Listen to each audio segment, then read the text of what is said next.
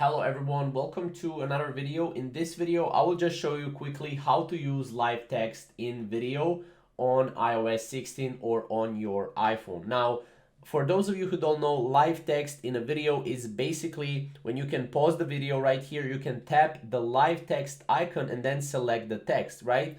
So if you have a video, right, you just need to pause a video in your gallery on your iPhone, and then you can go and you can tap and hold on a certain text and you will get this box right here. You'll be able to copy, select all, look up or translate that text, or you can search web or share this text with anyone, right?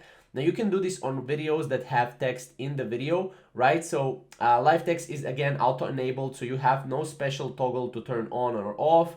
However, this feature is limited to iOS 16, which is not live as of now. Now this is probably a very old article, yeah, September 19, 2022.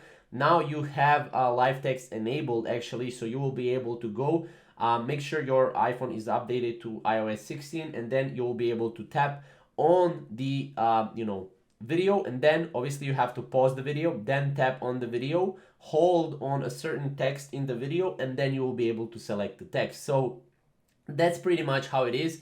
Again, as you can see, which iOS 16 devices support live text in videos. You have all of these devices right here listed. Now, obviously, you will have to install again iOS 16 because that's pretty much the best way to do it. Now, you can also extract text from your videos and your photos as well. So if you are in your photos, again, you just have to tap on the photo and hold on a text, and then you will be able to copy the text, select all, look up, translate, and everything like that. So this is how it looks like right here. As you can see, pretty simple, pretty amazing from iPhone to be able to do that, right? And yeah, let me know what you think about this live text in video feature on iPhone and iOS 16. I like it a lot.